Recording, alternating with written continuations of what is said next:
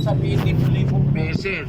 Hindi mo naman sinusunod yung utos ni Kristo, hindi ka tatanggapin ni Kristo. 7:21 ng Mateo hanggang 23. Hindi ang bawat nagsasabi sa akin, Panginoon, Panginoon, ay papasok sa kaharian ng langit, kundi ang gumaganap ng kalooban ng aking Ama na nasa langit.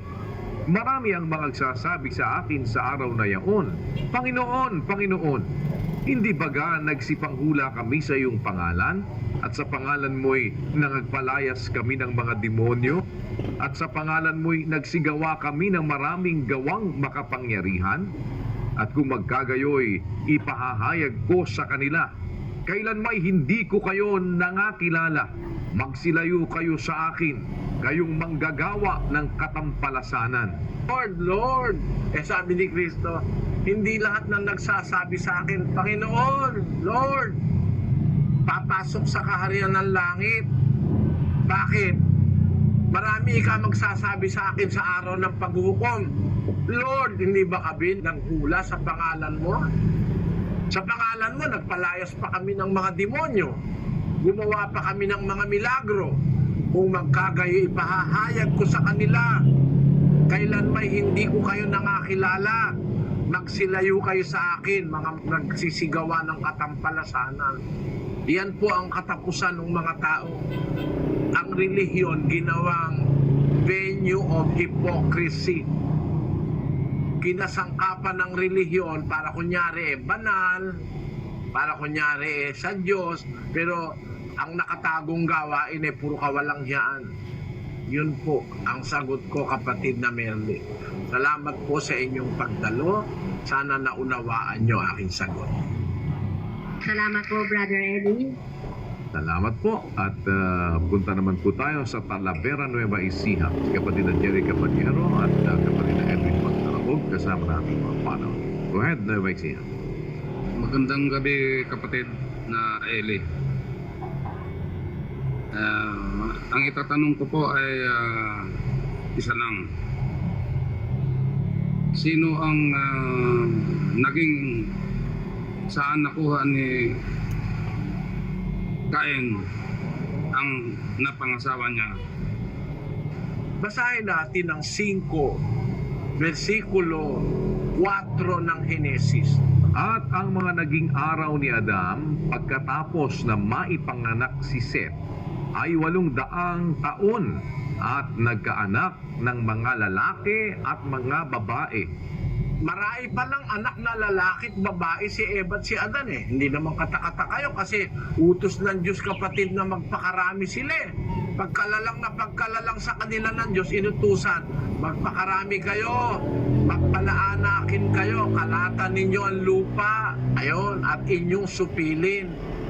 Utos yun yung pagpapakarami ni Eva at ni Adan Pangunahing utos na tinanggap nila sa Diyos yun. Be fruitful and multiply and replenish the earth, sa pagkakasalin sa King James Version. Kaya hindi katakataka na ang Eva at Adan na ito mag-produce ng maraming anak. Sabi nga ng Henesis, nagkaanak siya ng mga lalaki at mga babae. Yon. Ngayon, ang tanong ng kapatid, saan nakuha ni Cain ang kanyang napangasawa? Basahin natin ang 3:20 ng Henesis. At tinawag na Eva ng lalaki ang kaniyang asawa, sapagkat siya ang naging ina ng lahat ng mga nabubuhay. Yung palang salitang Eva, ang ibig palang sabihin nun, kapatid, siya ang ina ng lahat ng nabubuhay. Tinawag ng lalaki ang kanyang asawa na Eva sapagkat siya ang naging ina ng lahat ng nabubuhay. Ibig sabihin, lahat ng tao sa panahon na yon, anak ni Eva yon.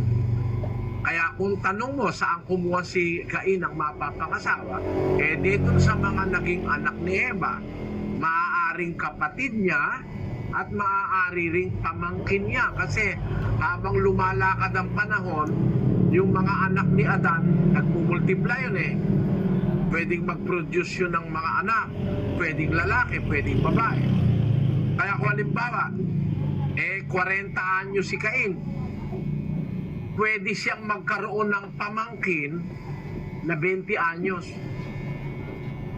Kasi kung yung kapatid niya nag-asawa ng 20 anyos, bago nag-40 si Cain, yung panganay nung kapatid niya na nag-asawa, po pwedeng 20 anyos na yon, pwede niya nang mapangasawa yon. Dalawa lang ang posibilidad.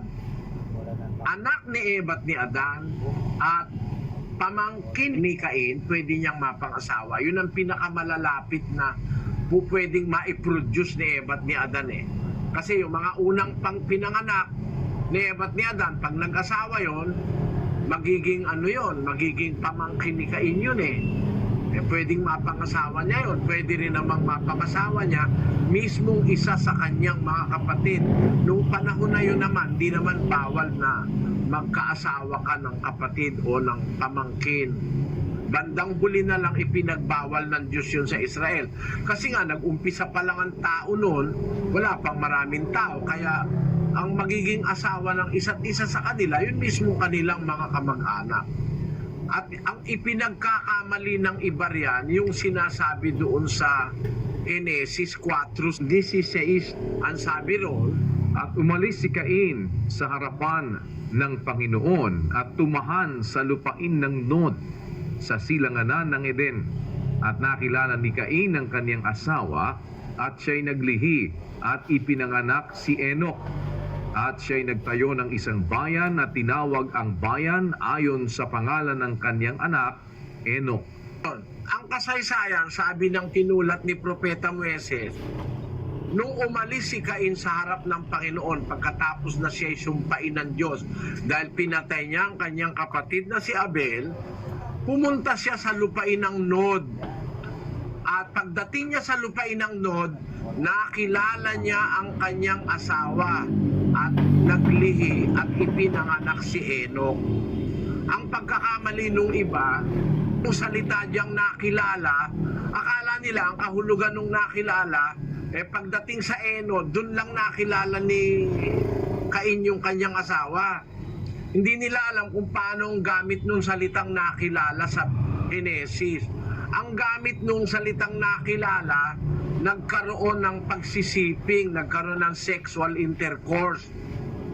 Pagdating sa Nod, doon nagsiping si Cain at yung asawa niya, at naglihi yung asawa niya, at nanganak at tinawag na Enoch. Ang kahulugan ng salitang nakilala, pagsisiping ng lalaki at babae. Basahin natin ang 4:1 ng Genesis, kapatid na Daniel. At nakilala ng lalaki si Eva na kanyang asawa at siya'y naglihi at ipinanganak si Cain. At sinabi, nagkaanak ako ng lalaki sa tulong ng Panginoon. Nakilala ng lalaki si Eva na kanyang asawa at siya'y naglihi. Yung salitang nakilala riyan, nagsiping ang ibig sabihin sa Ebreo. Nakilala ng lalaki si Eva na kanyang asawa at siya'y naglihi ng anak. Tapos yan sa 25, kapatid na Daniel. At nakilalang muli ni Adam ang kanyang asawa at nanganak ng isang lalaki at tinawag ang kanyang pangalan na Seth. Nakilalang muli ni Adan ang kanyang asawa. Ibig sabihin, nagsiping sila uli. Nanganak ng isang lalaki. Tinawag niya ang pangalan na Seth. Kaya yung kahulugan ng salitang nakilala, ibig sabihin, nagsiping. Ngayon, yung sinabi doon sa Genesis 4, na nung umalis si Cain sa harap ng Panginoon, pumunta sa lupain ng Nod at nakilala niya yung kanyang asawa, naglihit, pinanganak si Enoch. Ibig sabihin, naganap yung pagsisiping sa lupain ng Nod. Hindi dun lang sila nagkita, hindi ganon. Sana naunawaan mo, kapatid na Mike. Maraming salamat po at lipat naman tayo dito po sa Apalit, Pampanga. Ni kapatid na Don Capulong at kapatid na Mel Pingal, kasama na ating mga panauhin. Go ahead, Pampanga please. Magandang gabi po sa lahat. Magandang gabi, Brad Eli.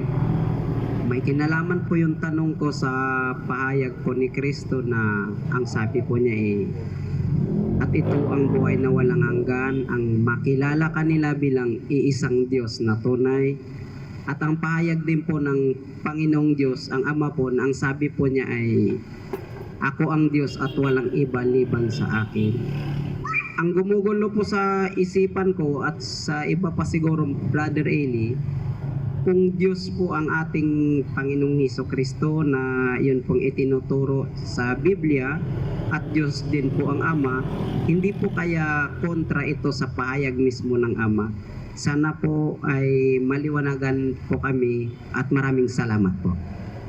Ang Diyos walang hanggan, infinite. Hindi mo pwedeng bilangin yon. Hindi mo pwedeng ibilangin. Ang infinite hindi binibilang. Yung infinity hindi binibilang yon. Infinity nga yun eh. Walang number na lalapat sa infinity. Walang number na lalapat sa walang hanggan. Tandaan mo yon, kapatid. Walang lalapat na number sa walang hanggan. Ang Diyos walang hanggan. Ang Diyos infinite. Ano ibig sabihin ng infinite? Wala siyang sukat. Sabi niya, pinupuno ko ang langit at ang lupa. Saan ako magkakasya? Sabi niya. Hindi nga siya pwedeng magkasya sa langit at sa lupa dahil pinupuno niyang buo eh. Ano? Yun ang kanyang pagka-infinite. Ngayon, para maintindihan mo yung gulo, babasahin ko yung 17:3 ng Juan. At ito ang buhay na walang hanggan, na ikaw ay makilala nila na iisang Diyos na tunay at siyang iyong sinugo sa makatwid bagay, si Hesukristo. Kung basahin nila, hindi naman nila tinutuloy eh. Makilala nila na iisang Diyos na tunay. Ganun lang. Tapos na ron. Hindi naman ganun ang nasa Biblia. Dapat makilala mo dalawa. No? Makilala kanila na iisang Diyos na tunay, nakatingala siya sa langit dyan eh. Kung naintindihan mo kapatid, ano? Umpisahan natin sa 17:1. Ang mga bagay na ito ay sinalita ni Jesus at sa pagtingala ng kanyang mga mata sa langit ay sinabi niya, Ama, dumating na ang oras. Luwalhatiin mo ang iyong anak upang ikaw ay luwalhatiin ng anak. Gaya ng ibinigay mo sa kanya ang kapamahalaan sa lahat ng laman upang bigyan niya ng buhay na walang hanggan ang lahat ng ibinigay mo sa kanya. At ito ang buhay na walang hanggan, na ikaw ay makilala nila na iisang Diyos na tunay at siyang iyong sinugo sa makatwid bagay, si Hesukristo. Niluwalhati kita sa lupa, pagkaganap ko ng gawa na ipinagawa mo sa akin. At ngayon, Ama, luwalhatiin mo ako sa iyo rin ng kaluwalhatiang aking tinamo sa iyo bago ang sanglibutan ay naging gayon. Kita mo, kung itutuloy mo lang pala, maintindihan mo sinasabi ni Kristo eh. Sabi niya, pagtingala niya sa langit, tanda mo nakatingala siya sa langit, nananalangin siya sa Ama. Ama, dumating na ang oras, luwalhatiin mo ang iyong anak upang ikaw ay luwalhatiin ng anak. Tapos sabi niya, ito ang buhay na walang hanggan. Nakatingala siya sa langit niya na no, makilala kanila na iisang Diyos na tunay. Nakatingala siya sa langit. Bakit? Wala kasi siya sa langit noon eh. Wala siya sa langit noon, nandito siya sa lupa, nagkatawan tao na nga siya. Bumaba na siya, galing siya sa langit, bumaba siya. Basahin natin ang 6:38 ng Juan. Sapagkat bumaba akong mula sa langit, hindi upang gawin ko ang aking sariling kalooban, kundi ang kalooban ng nagsugo sa akin. Di wala na siya sa langit, bumaba nga siya eh.